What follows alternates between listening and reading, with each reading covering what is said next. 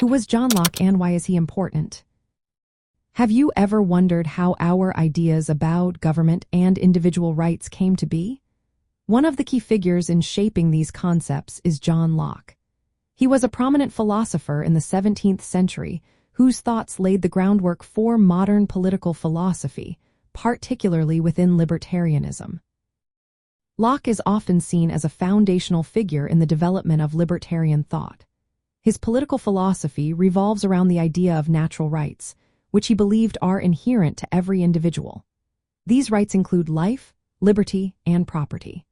Locke argued that these rights exist independently of any government or societal laws. This means that governments derive their authority from the consent of the governed, a concept that is essential to libertarianism.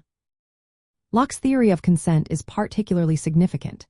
He proposed that individuals in a state of nature, where there is no formal government, are free and equal. However, to resolve conflicts and ensure security, they agree to form a civil society by consenting to a government. The primary role of this government is to protect the natural rights of its citizens. If a government fails in this duty, Locke believed that the people have the right to resist and replace it. His ideas have greatly influenced libertarianism. Locke emphasized limited government and the protection of individual rights, which aligns closely with libertarian principles. Libertarians often argue that governments should not interfere with individual freedoms unless it is necessary to protect the rights of others. Locke's theory of consent supports this view by suggesting that governments are legitimate only if they serve the interests of their citizens. Locke's impact can be seen in important documents like the United States Declaration of Independence. This document reflects his ideas about natural rights and the consent of the governed.